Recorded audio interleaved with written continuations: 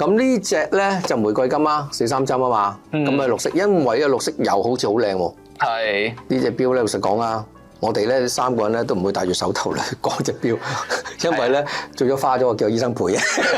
不過我啊中意咧戴完錶，即係老實講啊，係分享。即係其實我玩咗好多種嘅 brand 嘅錶啦，但係邊隻錶覺得係抵入，或者係個價錢又覺得接受到啦。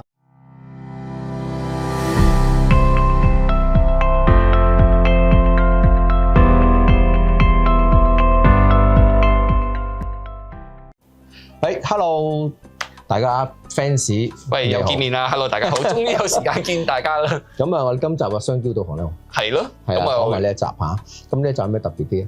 喂，你好似出嚟傾偈，就嚟去瑞士喎。醫生就出嚟就傾偈。Time to watch 嘅，好耐冇見啦，醫生券喎，好耐冇見，真係好耐冇見。醫生唔係真係呢排忙乜鬼嘢啊？呢排咩都忙，真係咩都忙，係啊，飲杯先。好多嘢要部署。今日我哋換下新環境啊嘛。喂，係啦，好靚喎，獅子山喎，獅子山下精神喎。咁啊，呢個 view 我諗 relax 啲咯，好嘛？係啊。咁啊，實景拍攝啊嘛，唔使一陣間我哋要成日都係要喺個 studio room 裏邊玩啊嘛。係啦，唔使玩啲正式熒幕。咁啊，今次咧咁啊傾下偈喎，咁我傾下偈咧，其實咧我好得意嘅，咁我又最近咧又遇到好多不同嘅啲事物啊嘛，咁咪有同分享啦。咁啊第一件事啊，聽翻下先。嗱，因為咧聽你講嚇，啲朋友仔係嘛喺意大利、西班牙、西班牙點咧？有咩經歷啊？喂，西班牙買咗隻 AP Walk In 係金嘅白金，咁你帶住一隻啦又，跟住之後咁啊皮帶款，跟住然之後咧我話喂 OK 喎，竟然 Walk In 可以買到喎，好嘢！佢同我講話咧，西班牙嗰邊咧就爭啲呃佢嘅，因為點解咧？佢係 cruise 即係喺嗰個遊輪嗰度玩啦，跟住然之後咧咁就西班牙嗰邊就同佢講話，得啦，唔使急住退稅，可以去隔離個國家瑞士嗰啲退稅都得嘅，咁瑞士嗰邊就話喂唔同國家喎咁樣，最後尾咧搞一餐夢咧，跟住最後尾就成功退稅啦。咁我計咗退咗稅之後平咗香港啲啦。咁即係其實係一樣啦，我都經歷過，就係喺歐洲咧攞嗰啲比較貴金屬，金啊、白金嗰啲 platinum 嗰啲。咁啊嗰啲錶咧特別容易出嘅，即係多貨出嘅係嘛？容易買到。應該而家歐洲經濟麻麻地啊嘛。但係就聽翻嚟最大品牌撈係容易攞咗咯，而家。係 OK，呢個都係事實。咁我就算係遇到喺歐洲啦，阿 Lange 又好，或者幾多嗰啲其他歐洲牌子嘅，都係容易出嘅。就算係撈都好啦 ，Walk In 都係喎 ，Walk In 就好容易就攞到。呢個係我早期嘅時候，你全香港都攞到㗎啦，唔好講笑啦，幾時輪到我？有時攞，你想攞都未必攞到嘅，太難攞啦，係咪 ？OK， 因為咧其實講嚟講去都係喺歐洲，係咪啊？歐洲咧出貨咧其實真係難出咗，咁所以變咗咧有時易攞貨咧喺嗰邊攞咧。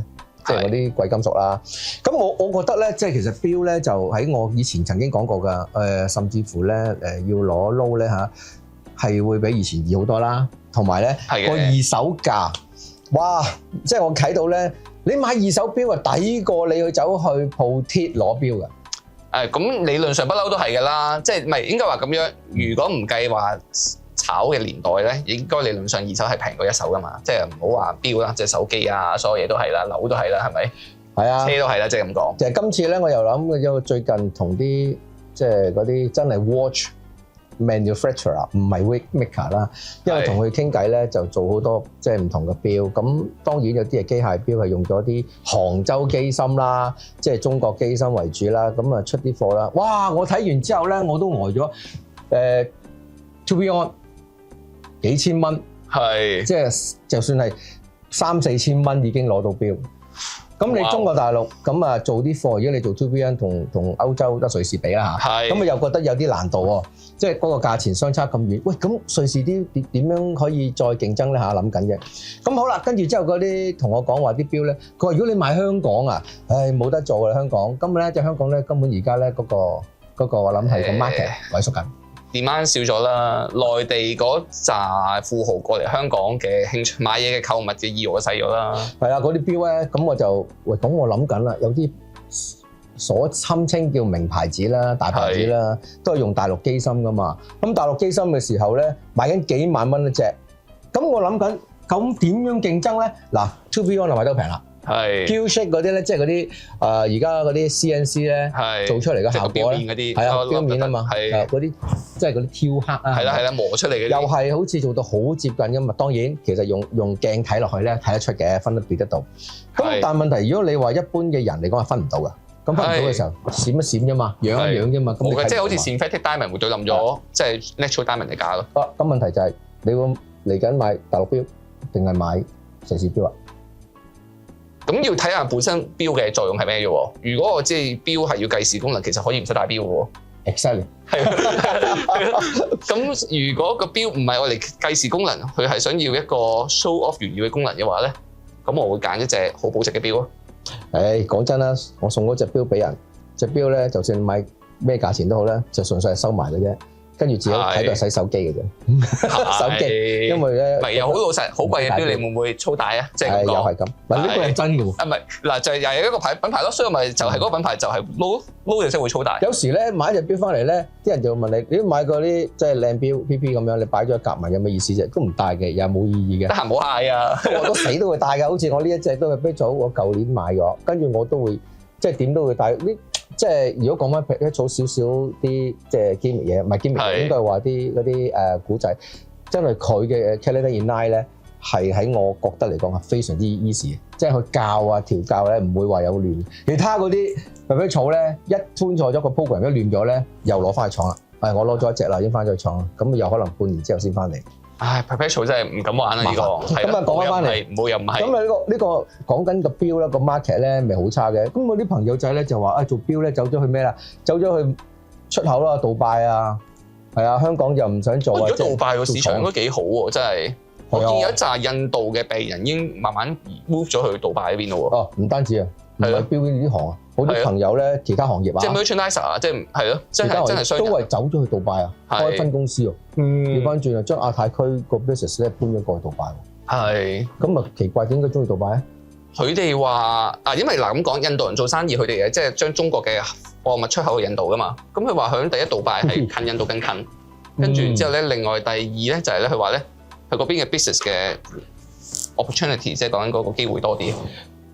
杜拜個稅啊嘛，稅同香港又低嘅，唔低過香港。咁佢都好多人中意佢嗰個稅制，經濟簡單啊嘛，係同埋咁即係新加坡啦，即係香港以外啦咁計，新加坡同杜拜都好多選擇，啱都係一個其他選擇。但係熱咯，我好似印度人，你而家順個溫度，我哋即係好老實長住，唔係太舒適咯。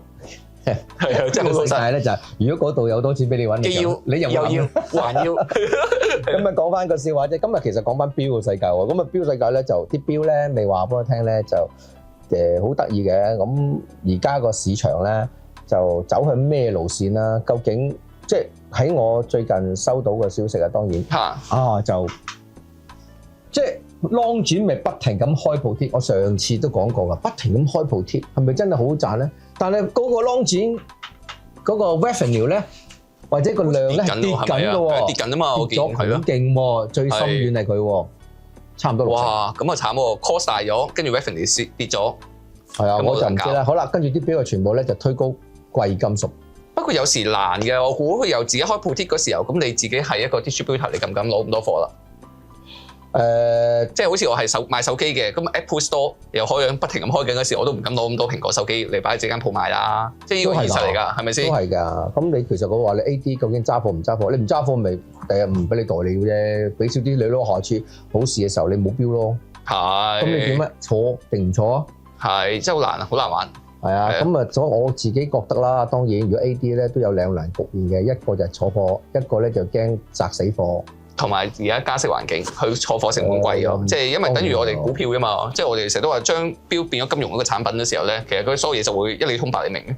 係啊，當冇貨嘅時候又唔知點賣喎，啲客又話你成日都冇貨嘅，咁我使乜睇你同你開 account 嘅？唔係，咁所以掉翻轉咯，學你話真係貴金屬咯，因為你個金個成本係或者係啲 platinum 啊個貴金屬嘅成本係貴緊啊嘛。咁呢個又係真嘅，不過咧我自己睇法咧，因為我嚟緊咧，因為好幸運地咧，咁咪。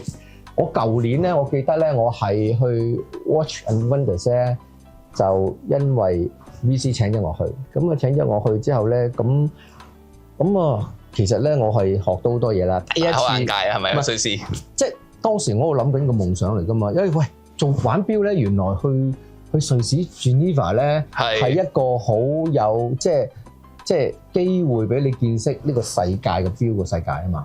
唔係，同埋係玩到 VC 嚟請你係一個 honour 嚟㗎嘛。呢個好彩啦，咁啊請咗我過去玩咯喎。咁我跟住學識咗之後咧，我就喺個 VC 嗰個即係咪當然咧，嗰次 Geneva 當時去睇呢個 show 嘅時候咧，就睇咗就見識咗好多新錶之外咧，就突然之間就俾我撞到一隻即係嗰陣時嘅新牌子 Laurent Ferrier 啊嘛 ，Laurent Ferrier 啦。咁 Laurent Ferrier 上次咧，我咪喺度拆。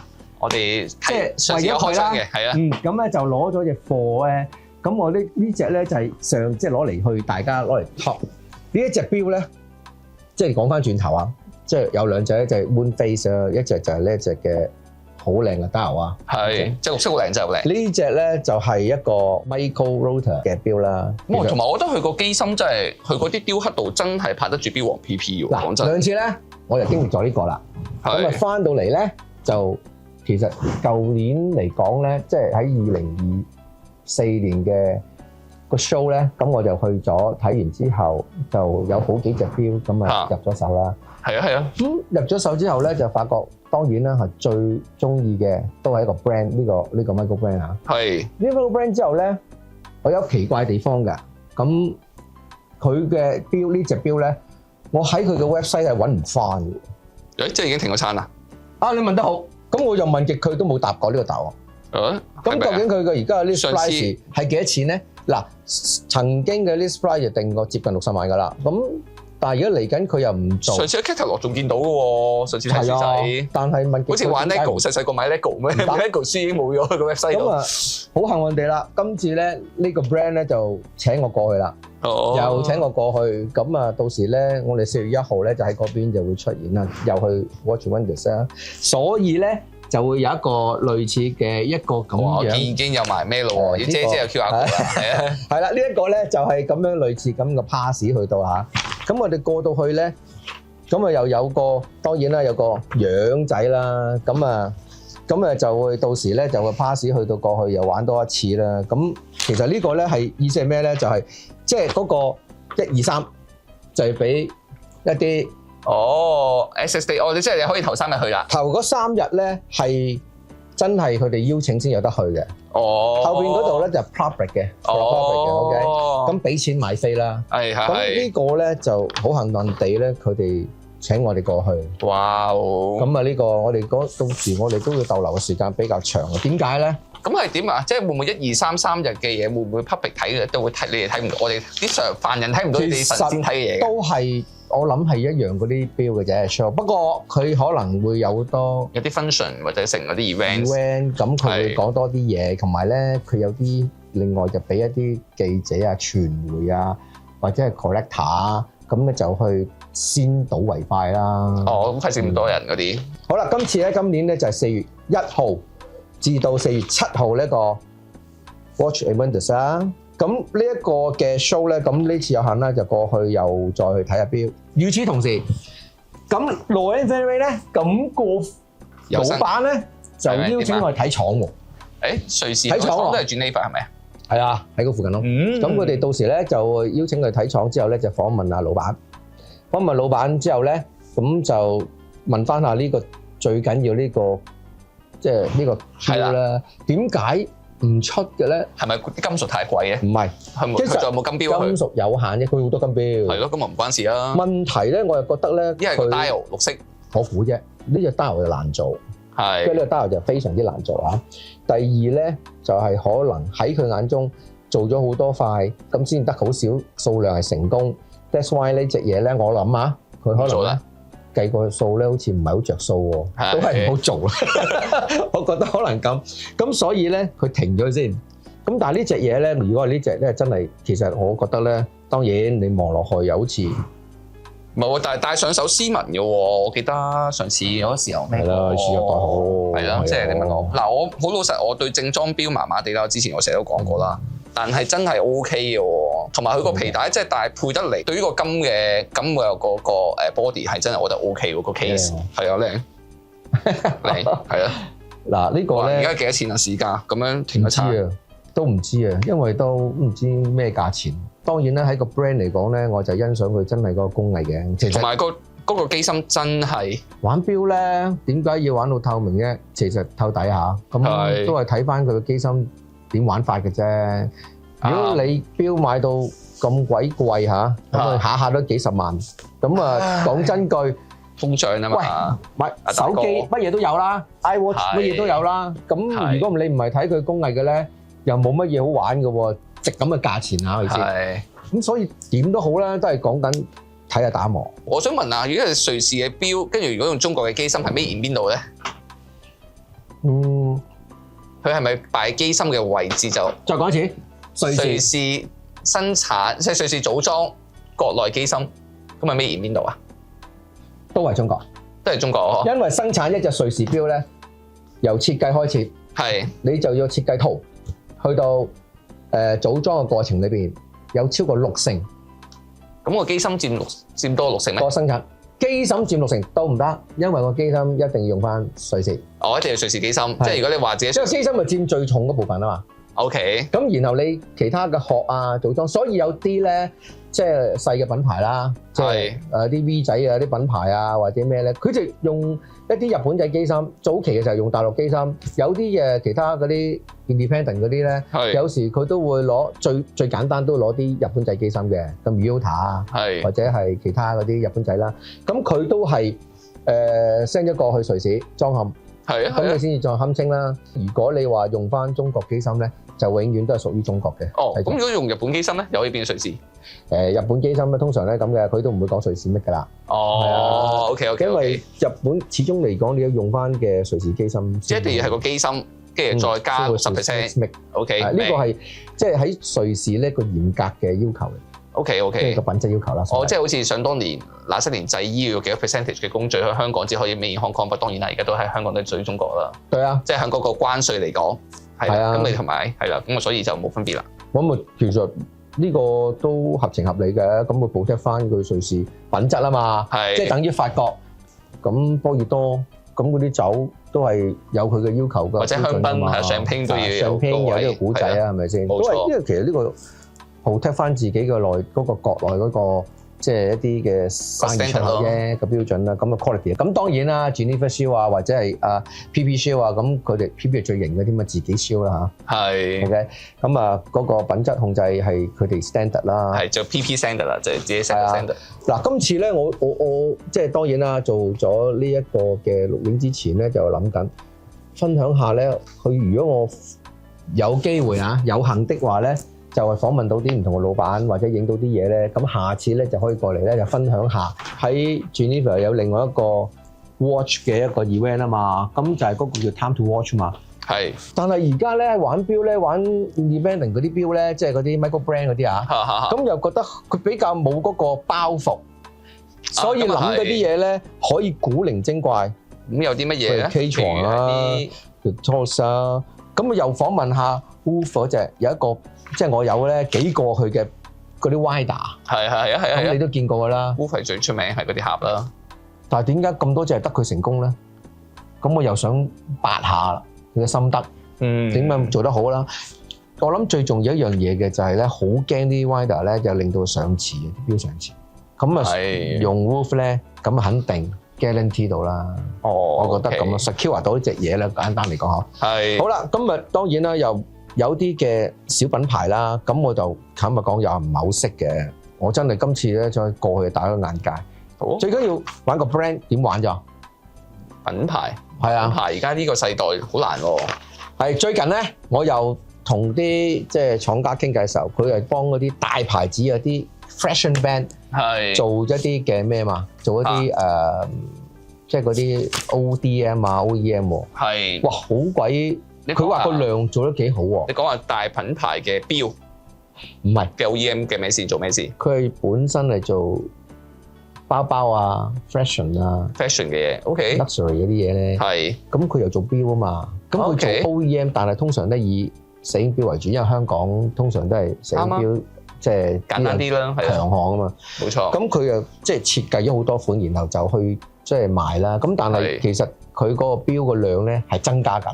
即係呢個嗱，呢個數據係佢俾我。咁我見都係㗎，你見 LV 啊嗰啲 Hermes 嗰啲咧都係增加緊嘅喎。而家係佢又賺錢喎。係咯。但係成本又好低嘅啫喎。咁佢始終佢嗰個啲機芯嗰度，佢唔會真係好似你即係 Laurent Perrier 咁慢慢磨啊嘛。咁佢係買個 design 同埋個 brand 加 logo 啊嘛。即係呢個機芯真係磨咧，就係真係好嘥多時間。所以隻錶嘅點解要當係工藝品嚟睇啦嚇？咁嗰啲 fashion 嘅 brand 咧就走去做多啲錶嘛。咁又競爭啦嘛，係咪？咁如果瑞士要做呢個生意咧，咁究竟係點樣可以搶到市場？branding 係真係 fashion brand 喎，即係有嘅。不過我哋唔係，你冇留意啫，因為嗰啲 brand 你唔會留意啊嘛。都係你嚟嚟去去，我哋都係諗勞力士啊、PB 啊、AP 啊、VC 啊咁。係咯，即係多啊嘛，因為佢真係做錶嘛。啱。但係其實都有好多嘅，都唔係冇。嗱，Hermes 咪入咗股咯，唔係入咗股啊 Parmigiani 咯，咁Chanel 入股咯，咁其實各一各都入去啲 fashion，唔係有啲咪個錶嘅 watch 嘅世界佢有，因為佢想同埋真係賺錢啊嘛，學你話齋個 margin 大啊嘛。我唔敢講喎。嗱呢樣嘢咧，我正咧，我又想去到有機會咧，就去參加佢哋一啲嘅。其實最緊要同佢哋問下深入點解學你話齋，究竟係咪好賺錢？我估 fashion 都有個困難嘅 ，fashion 個困難就在於為唔似 low，我隻 GMT 就 GMT 樣啊嘛，可以擺10年，跟住由10年之後慢慢升，跟住之後咧，咁 AD 會同你食貨啊嘛。fashion 佢呢一個2025年版，即係你冇理由俾嗰個2026年嘅袋，你明我意思嘛？佢一個成個系列會轉噶嘛。我估佢會有啲報廢品啊，唔係呢個。其實你做生意，你無論 inventory 咧。我當你有1000件嘢，真係唔係1000件賣晒嘅。係。佢有啲嘢學你話齋叫報廢啊嘛。係咪？咁當然咧打晒落去嘅啫，啲數就打翻落去，所以啲嘢咧係點解要個價錢會落得咁高啦嚇？無論咩都好啦，而家個錶嘅世界碌卡嗰條數啊，嗰個 turnover 咧係縮細咗。香港真係縮細咗。咁細唔係少嘅喎，喺數據上邊3至4成。咁你預翻嗰個政府公布嗰個每一季嘅零售業嗰個數據，奢侈品及鐘錶嗰啲都係跌3至4 double digit 咯，10零20% 啦。咁卡嗰度可能又準啲或者成啦。咁呢個其實成個香港其實消費個能力咧係細咗啦，全部都保守咗啦。啲錢啊使嘅時候係咪咁？咁存款率都高咗噶嘛？而家話人均存款率，我啱啱睇咗出數字，好似19000啊，即係唔知19000加2萬咁樣，即係升緊嘅其實。即係大家都唔敢花錢，係啊，所以我哋覺得而家個嗰個形態上咧，就有錢啊，就係唔出錢啊，擺晒銀行，係咪？咁當然啦，唔係即係而家個所謂嘅 cash 個 flow 咧係好大嘅，係啊，個 pool 即係個 pool 好大有時，咁咧就令到而家又印緊錢嘅喎，而家即係國內佢嗰個國策就係，喂，有一樣嘢我最近發現嘅係。無論係港紙，港紙啊，通常咧，我接觸嗰啲港紙有好多都係新嘅，真係一沓新到咧係有聲嘅。嗰張紙 A4 紙咧，去到澳門又係嗰啲紙咧好新㗎。OK，跟住去到中國大陸嘅人仔又係好新㗎。咁啊，但係掉翻轉，小弟真係好耐未見過啲人仔嘅紙幣，因為已經 cashless 啊嘛。都遇到啊，真係嗰啲紙攞出嚟啊，有時你去唱下去換錢。哇！你發覺啲紙咧新到咧係啱出㗎。喂，點解以前咧我哋冇咁多新人紙，而家越嚟越多新人紙㗎？唔係咁，我覺得佢流通量多咗係因為嗰個 growth 嘅問題 M1、M2 加咗啊嘛。咁你 M1、M2 加咗嘅時候，跟住咁，但係大家都啲錢都唔係用嗰個方法嚟流通嘅時候，咁佢都要印定一啲擺喺個銀行咯。咁你一攞嘅時候，你就 by chance 你攞到係新銀紙機會大好多。係啊，呢個又呢個好老實。你對上一次撳錢幾時啊？即係我好老實，我對上一次撳錢都好耐啦。係啊，幾過癮嘅呢個，幾過癮咧就邊個咧？有時咧攞啲錢出嚟咧，樣係有幾過癮啊！不過話法得就有人問我一個問題咧，傾開閒偈講點解買錶一隻唔夠？嗰啲即係我咁講啊，買嘢買到上癮嗰啲咧，就問你今個月買邊隻啊？下個月買邊隻啊？會嚟緊買邊隻？咁咧呢個位買咁多錶做咩啊？做咩？你睇唔夠咩？你嘅時間你唔夠咩？你而家買啊，又有呢個款個款個款。金本位，你玩標本位喎你。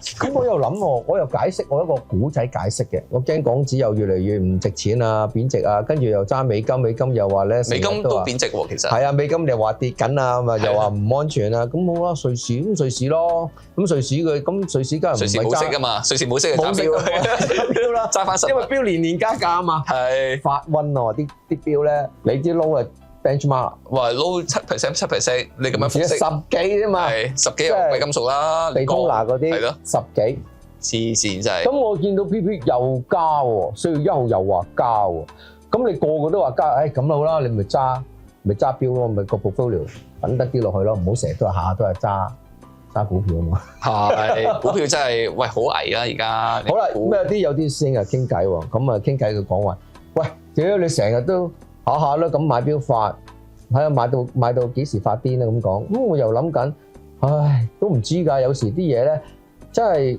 唔係想買嘅，係同你傾下偈，無端端點解嘅心癮咁啊，又自己又中招。哇！呢啲人我想發下喎。係，因為其實都係又係有啲道理嘅，即係又可以欣賞下，跟住又攞嚟做一個投資啊，保值下玩下，咁又好似覺得多一個選擇。不過我估遲啲有消費稅嗰時，唔知咧啲 collector items 會唔會好似咧羅森堡咁樣咧，變咗係藝術品又可以免稅咧？即係如果係到時，我覺得標又可以咁樣炒咯，即係咁講。嗱，即係財赤就勢在必行，咁我估加稅都係幾樣嘢啦，又係加嗰個啲嗰個收入稅啦，又係就係公司嗰個 capital 嗰個賺錢啦 profit tax 啦，咁啊最後尾都係消費稅噶嘛。嗯。咁如果到時又可以變咗藝術品之都咯，香港有條友諗喎。咁係㗎，其實你諗嘅嘢都好合理㗎。咁但係有時啲嘢真係我自己覺得咧係都有道理嘅。其實有時即係玩錶嘅世界咧，你要睇到你買完個錶 dial 啦，錶面啊，dial 咁又 function 啦。金屬啦，設計啦，或者品牌啦，咁你某下就會覺得其實嚟嚟去隻都係差唔多樣。咁係，去到尾差唔多，就去翻尾嘅時候，咪隻咩都唔戴啊嘛，係咪？係咯，到最後你就唔需要再即係可以戴啲錶。係啊，係得閒上下鏈扭下算啦。咁啊，其實嚟緊咧，因為下一集我希望咧，咁做完兜咗個大圈，咁啊攞多啲資訊咧係咩咧？我想知道錶個世界嘅生意係點玩嘅。Instead 除咗睇工藝啊、背機芯 number 啊，或者講緊佢個功能性嘅嘢啊，或者佢個 dial 嘅設計啲嘢之外，嗰啲就一定有專家講啦。哇，大把專家啦，我真係唔夠人高啦，啲高手背個 number 背到咧，哇幾勁啊！真係好勁抽我都發覺。但係我又諗咧，幾個 number 換完呢個 number 換第二個 number，啲 number 都係死嘅，我都係唔好搞咁多嘢啦。我都係中意咧。生動啲嘅玩法，但係掉翻轉好老實，如果錶嘅世界、錶嘅生意嚟講，佢而家都係開緊係價，即係咩啊？係先量就跌緊，價就貴緊，咁嚟到增加個 revenue 嘅喎。咁有啲係價量都一齊跌緊喎。你睇到㗎？而家 PP 嘅錶咪就係話停產降咯，係跟住之後變白金咯，係咁啊，即係賣一隻錶等於賣兩隻錶啦。5712嗰隻。我攞咗隻鋼，跟住之後，而家我估計佢又玩緊第二個金屬嘅啫，唔通個機芯佢唔要咩？唔會噶嘛。係。咁咪又係將佢抬高咯，咁個 revenue 咪提升咯。係，冇錯。咁提升個 margin 係咪高咗？一定個 margin高咗啦，因為金屬邊度值咁，即係相差個差價咁多啫，個金屬。係咪？同埋而家又可以炒黃金升嘅消息，又可以變白白再加得多。係啊，所以但係有時咧，即係靚，即係越貴金屬咧，你會發覺戴起上嚟咧越容易花喎。咁 suppose 係嘅，你如果唔係黃金，點解會咁叫 K 金？因為佢就係軟啊嘛，太軟熟啊嘛。